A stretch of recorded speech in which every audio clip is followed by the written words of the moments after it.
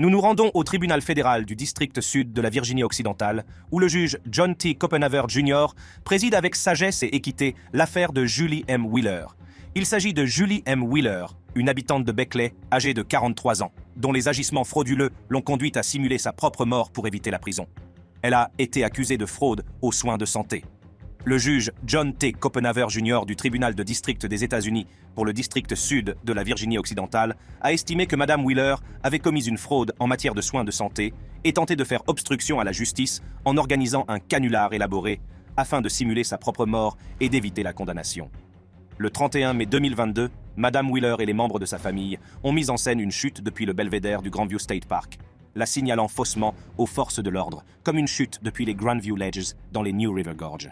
Cette tromperie a déclenché un vaste effort de recherche auquel ont participé les autorités locales, fédérales et de l'État, ainsi que de nombreux bénévoles.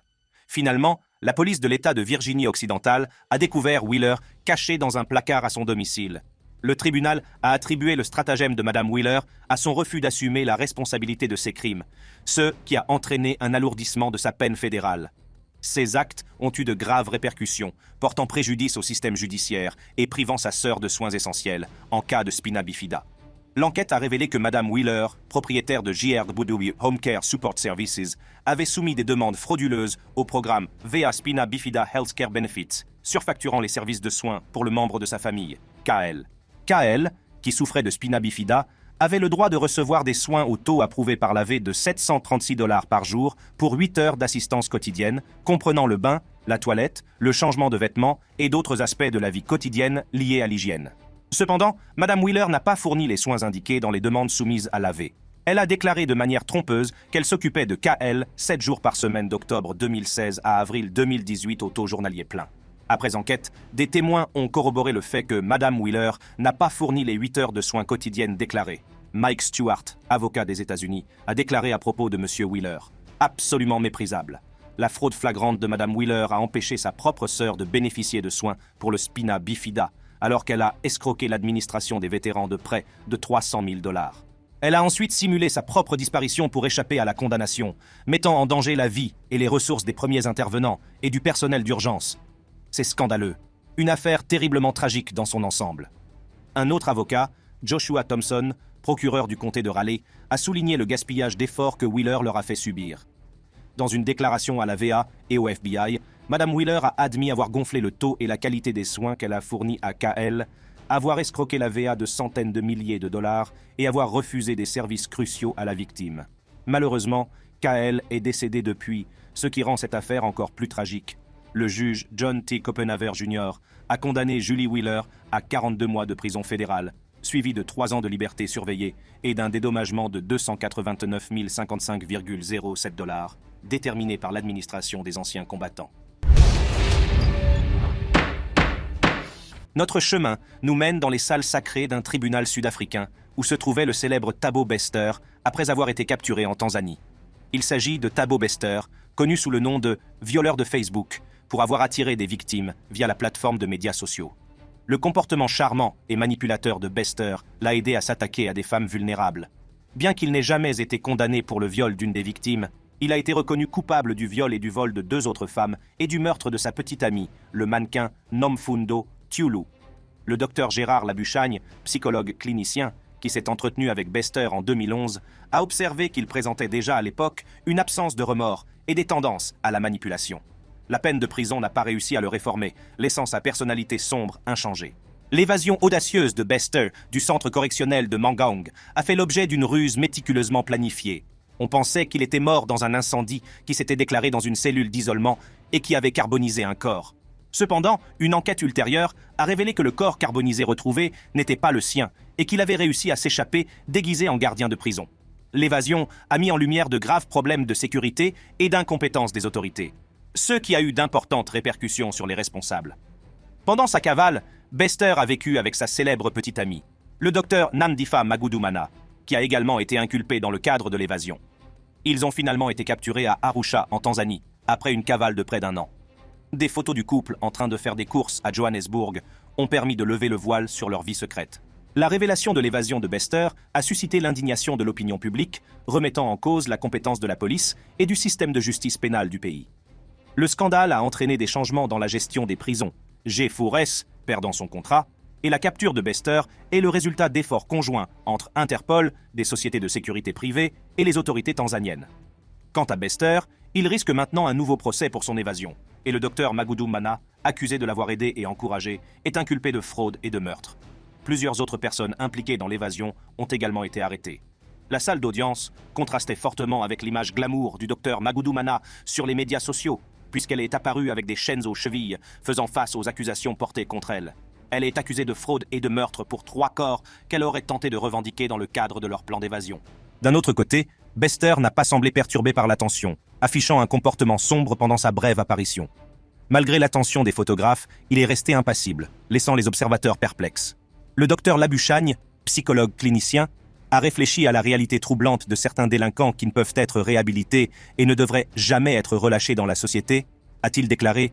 « Je ne pense pas que les services correctionnels ou la société aiment cela, mais certaines personnes sont mauvaises et nous devons accepter que certaines personnes ne peuvent pas être réhabilitées. Je ne pense pas que les services correctionnels ou la société l'apprécient, mais certaines personnes sont mauvaises. Toutefois, le système pénitentiaire sud-africain ne permet pas la perpétuité sans libération conditionnelle, ce qui a suscité un débat sur le traitement des criminels dangereux et la nécessité d'une réévaluation. La première condamnation de Bester était la prison à vie pour le viol et le meurtre de sa petite amie de l'époque, le mannequin Nomfundo Tiulu. En se rendant au tribunal fédéral d'Atlanta, on trouve le cas d'Aubrey Lee Price, un pasteur qui a escroqué ses victimes. Il s'agit d'Aubrey Lee Price, qui était à l'origine un pasteur chrétien respecté et un conseiller financier de confiance, mais qui a pris un virage sombre en s'engageant dans un système frauduleux qui a dévasté la vie de ses clients. Il a été accusé de fraude bancaire, de détournement de fonds et de divers autres délits. Monsieur Price a commencé à jouer avec l'argent de ses clients en 2009, effectuant des investissements risqués à leur insu. Pour dissimuler ses activités, il s'est donné beaucoup de mal pour falsifier des documents, faisant croire à ses victimes que leurs fonds étaient gérés de manière responsable.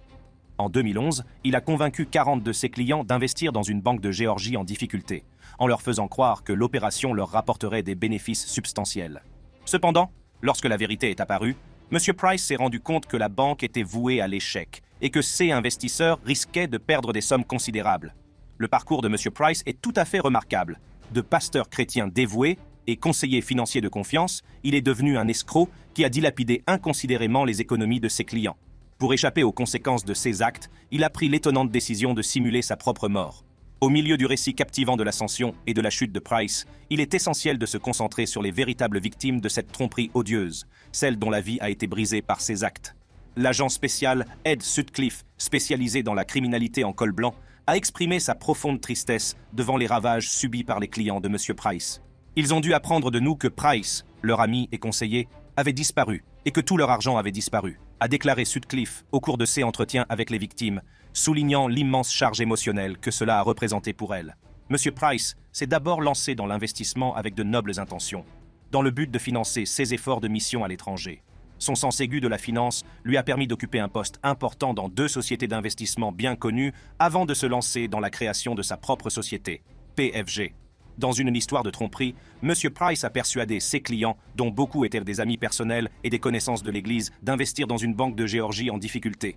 Dissimulant la véritable nature des investissements, il a falsifié des documents et offert de fausses garanties. Ce fut le début d'un système de Ponzi sans scrupules qui a entraîné d'immenses pertes pour ses investisseurs et ses clients. En 2011, le sort de la banque était scellé et M. Price s'est rendu compte du désastre financier imminent. Cherchant à sauver la situation, il a contraint la banque à investir des millions dans des titres américains. Au fur et à mesure que la pyramide de Ponzi se développait, il a continué à tromper ses investisseurs avec des déclarations fabriquées de toutes pièces, ce qui a finalement conduit à la ruine de la banque et à des pertes dépassant les 70 millions de dollars. Alors que son château de cartes était sur le point de s'effondrer en 2012, M. Price a mis en œuvre un plan choquant pour simuler sa propre mort. Il a rédigé des lettres de suicide élaborées, annonçant son intention de mettre fin à sa vie de manière spectaculaire en sautant d'un ferry à grande vitesse après son départ de Key West, en Floride. Affolé par ces lettres, sa famille l'a cru mort et un juge l'a officiellement déclaré comme tel. Cependant, les agents du FBI sont restés déterminés dans leur quête de justice. Le scepticisme quant à la légitimité de la mort de Price s'est installé, notamment en raison de l'absence de corps. Après une recherche ardue qui a duré plus d'1 an, les forces de l'ordre l'ont finalement rattrapé lors d'un contrôle routier de routine à Brunswick, en Géorgie, la nuit du Nouvel An. Lors de l'arrestation de M. Price, le voile de la tromperie s'est levé, révélant sa double vie. En possession de matériel de fabrication de fausses cartes d'identité, d'armes à feu et de plusieurs téléphones portables, il est impliqué dans des activités liées à la drogue, ce qui contraste fortement avec son ancienne vie de pasteur et de conseiller financier respecté. Au cours des entretiens avec l'agent spécial Sutcliffe, M. Price a affirmé que ces investissements risqués étaient motivés par le désir de récupérer l'argent de ses clients, et il a insisté sur le fait qu'il restait un homme religieux qui priait chaque jour pour ses victimes, en les nommant. Pourtant, ces paroles n'étaient pas à la hauteur de la vérité, car ces victimes se sont retrouvées démunies, trahies par quelqu'un qu'elles considéraient autrefois comme un ami et un confident. En fin de compte, un juge fédéral a condamné M. Price à une lourde peine de 30 ans de prison pour sa participation à des fraudes bancaires, à des détournements de fonds et à d'autres délits. Nous nous rendons au tribunal situé dans le comté de Jackson et présidé par la juge Kathy King Jackson, où Jacob Blair Scott, un vétéran de l'armée, se trouve empêtré dans un réseau d'accusations d'abus sexuels dans le Mississippi. Il s'agit de Jacob Blair Scott, qui a conçu un plan désespéré pour échapper aux griffes de la justice. Il a rusé en simulant sa propre mort, espérant ainsi échapper aux charges qui pèsent sur lui. Il a été accusé d'avoir agressé sexuellement une jeune fille de 14 ans et de l'avoir fécondée. Dans un revirement choquant, Scott a ouvertement admis avoir orchestré un faux appel de détresse, qui a déclenché des recherches approfondies de la part des gardes-côtes au large des côtes de l'Alabama. Cet acte perfide, combiné au transport illégal d'armes à travers les frontières de l'État et à la fourniture de fausses informations, a laissé Scott empêtré dans un réseau complexe d'accusations. Comme en témoignent les archives judiciaires, le plaidoyer de culpabilité de Scott a marqué un tournant dans sa saga obsédante. Auparavant, il avait déjà été condamné à purger une longue peine de prison dans le Mississippi pour le crime odieux d'avoir agressé sexuellement une jeune fille, la mettant enceinte alors qu'elle n'avait que 14 ans. La sinistre séquence d'événements qui a conduit à sa mort simulée a commencé à se dérouler en juillet 2018. Confronté à des accusations imminentes d'agression sur la jeune fille, Scott a orchestré un plan astucieux. Un appel à l'aide apparemment désespéré est parvenu au service de police d'Orange Beach, attirant son attention sur un petit bateau flottant à la dérive dans le golfe du Mexique. Une découverte effrayante les attendait. Une arme à feu fixée au bateau et une lettre de suicide déchirante laissée sur place. Les autorités se sont lancées dans une recherche acharnée de la personne présumée décédée, parcourant la vaste étendue du golfe pendant plus d'une semaine. Cependant, le stratagème astucieux de Scott a fini par prendre fin.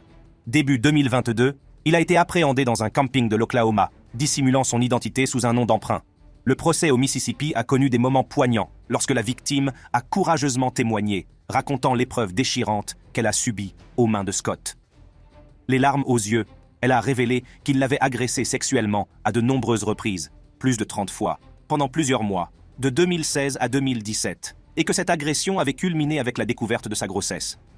Une vérité glaçante est apparue. Avant de sombrer dans les ténèbres, Scott avait servi son pays et s'était vu décerner la Purple Heart en 2011 pour les blessures subies lors de son déploiement en Irak. Ces distinctions militaires contrastent fortement avec les actes monstrueux qu'il a commis, jetant un voile obsédant sur son image autrefois héroïque. L'US Marshals Service, qu'il avait déjà classé parmi les 15 fugitifs les plus recherchés, témoigne désormais de la profondeur de sa dépravation. Avant de simuler sa propre mort pour éviter la prison, Jacob Blair Scott a été condamné à 85 ans de prison. L'audience d'extradition de Nicholas Alaverdian, également connu sous le nom de Nicholas Rossi, a lieu au Sheriff Court d'Édimbourg, en Écosse. Il s'agit de Nicholas Alaverdian, un suspect de viol de l'Utah qui aurait simulé sa propre mort avant de s'enfuir en Écosse. Il est accusé d'usurpation d'identité et de fraude, ainsi que d'agression sexuelle en 2008. En janvier 2022, Nicholas Rossi Alaverdian a révélé à plusieurs médias qu'on lui avait diagnostiqué un lymphome non-hodgkinien, une révélation qui allait bientôt captiver l'attention du public. Il s'est notamment adressé au Providence Journal, auquel il a insisté pour faire part de sa maladie. Plus tard, une personne prétendant être la veuve d'Alaverdian a révélé que sa maladie s'était étendue sur plusieurs mois et comprenait des maladies cardiaques et des crises cardiaques. Tragiquement, le 29 février 2022, Alaverdian a succombé à la maladie, comme l'ont confirmé sa famille et sa notice nécrologique. Sa prétendue veuve a déclaré qu'il serait incinéré et que ses cendres seraient dispersées en mer, mais elle a refusé de fournir le certificat de décès au Providence Journal. La mort présumée de Nicholas Alaverdian a déclenché une avalanche d'hommages, affirmant qu'il avait succombé à un lymphome non-hodgkinien en 2022, ces derniers mots inspirant l'espoir. Cependant, les autorités de l'Utah et du Rhode Island ont découvert la vérité. Alaverdian, un délinquant sexuel recherché pour un viol commis en 2008 dans l'Utah, était en vie mais hospitalisé à Glasgow, en Écosse, aux prises avec la maladie de Covid-19 et dépendant d'un ventilateur. Après la mort présumée d'Alaverdian, la DOPRI a rapporté qu'il avait émigré des États-Unis 4 ans auparavant, en invoquant des problèmes de sécurité. Curieusement, la prétendue veuve a refusé de divulguer l'endroit où elle se trouvait, s'inquiétant de menaces potentielles. Cependant, l'authenticité et la crédibilité ont commencé à être remises en question lorsque, en juillet 2022, la police de l'État de Rhode Island a ouvert une enquête sur la validité de la mort d'Alaverdian. Cette enquête est née de soupçons selon lesquels il pourrait être encore en vie, associé à un mandat non exécuté concernant son incapacité à s'enregistrer en tant que délinquant sexuel à Rhode Island, à la suite d'une condamnation prononcée en 2008 dans l'Ohio. Des doutes sur la mort d'Alaverdian ont été exprimés par des personnes qui lui étaient proches. Son ancienne mère d'accueil, Sharon Lane, est intervenue lorsque la mère biologique d'Alaverdian l'a contactée pour enquêter sur les informations faisant état de sa mort. Elle a acquis la conviction qu'Alaverdian avait mis en scène sa mort après avoir lu des commentaires élogieux dans sa nécrologie et ses mémoriaux, qui ressemblaient étrangement à son style d'écriture. En outre, l'ancien avocat d'Alaverdian, Jeffrey B. Pine, a exprimé son scepticisme quant à la date de la maladie et de la mort d'Alaverdian, qui coïncidait avec l'enquête du FBI à son encontre.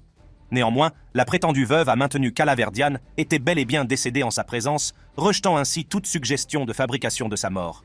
D'autres questions sur la validité des informations sont apparues lorsque le site web Wikipédiocratie s'est interrogé sur l'exactitude de l'article de Wikipédia concernant Alaverdian. Michael Cockram, membre de l'équipe du blog Wikipédiocratie, a affirmé qu'Alaverdian lui-même avait édité la page Wikipédia après la date supposée de sa mort, en tentant de modifier et de supprimer des informations qui contredisaient sa mort annoncée. Le 1er février 2021, le Providence Journal a publié un rapport d'enquête de suivi, détaillant un long courriel de 9 pages reçu d'une personne prétendant être la veuve d'Alaverdian. Ce courriel contenait des critiques décousues et souvent incohérentes à l'encontre de différentes parties, notamment la victime de l'infraction sexuelle commise par Alaverdian, l'officier de police impliqué dans l'affaire, le juge chargé de l'affaire et les anciens parents d'accueil d'Alaverdian. En outre, le rapport mettait en lumière l'expérience du père Bernard Healy, un prêtre qui avait reçu une demande de messe funéraire de la part d'une femme prétendant être la veuve d'Alaverdian. Cependant, l'inspecteur de police Connor O'Donnell est intervenu, révélant qu'Alaverdian était vivant, qu'il avait simulé sa mort et qu'il était maintenant en fuite. La complexité de l'affaire Alaverdian a dépassé les frontières nationales. Le 13 décembre 2021, il a été arrêté à l'hôpital universitaire Queen Elizabeth de Glasgow, en Écosse, pour un viol présumé dans l'Utah en 2008 et d'autres crimes présumés. Fait remarquable, il recevait un traitement au Covid-19 sous le pseudonyme d'Arthur Knight. Il a été possible de l'identifier grâce à l'observation de tatouages identiques, bien qu'il semble qu'il ait tenté d'enlever l'un d'entre eux. L'audience de libération sous caution, qui s'est déroulée par liaison vidéo, a abouti à sa mise en liberté sous caution. De manière inattendue, il a quitté l'hôpital dès le lendemain, déclenchant une série d'événements qui ont suscité l'inquiétude. Au fur et à mesure que la saga judiciaire d'Alaverdian se déroulait, les opinions sur son identité et ses actions variaient. Le shérif Norman McFadden du tribunal d'Édimbourg a décidé, sur la base d'empreintes digitales, de tatouages et de preuves photographiques, que l'homme arrêté était bien Nicolas Rossi Alaverdian. Cette décision a ouvert la voie à une audience d'extradition. Entre-temps, les enquêtes menées par la police d'Essex, en Angleterre, ont également établi un lien entre Alaverdian et un viol présumé, ce qui pourrait compliquer une éventuelle extradition vers les États-Unis. La percée dans l'enquête s'est produite lorsque des preuves ADN provenant de kits de viol en souffrance ont été introduites dans une base de données nationale de délinquants sexuels enregistrés, révélant une correspondance avec Alaverdian. L'histoire de ce dernier, qui utilisait plusieurs pseudonymes, dont Nicolas Rossi, a été révélée, de même que ses condamnations antérieures pour imposition sexuelle et outrage public à la pudeur. À Glasgow, le personnel de l'hôpital a identifié le fugitif grâce à des photographies et a confirmé son identité à l'aide d'empreintes digitales et d'échantillons d'ADN fournis à Interpol. Le représentant Jim Langevin, démocrate du Rhode Island, s'est dit consterné par l'utilisation abusive de la citation de condoléances et a exprimé l'espoir qu'Alaverdian fasse l'objet de poursuites judiciaires complètes. Chaque année, mon bureau envoie de nombreuses cartes de condoléances aux habitants de Rhode Island en période de deuil. Si les rapports de police sont exacts, il est inquiétant que celui-ci ait été abusé pour poursuivre ce complot apparemment trompeur afin d'échapper à la justice. J'espère qu'il sera traduit en justice et poursuivi avec toute la rigueur de la loi. Entre-temps, la quête de justice pour les victimes s'est étendue bien au-delà des affaires d'agression sexuelle, car la tromperie d'Alaverdian a infligé des souffrances à de nombreuses personnes. Cependant, Nicolas Rossi a nié tout cela et a maintenu son innocence.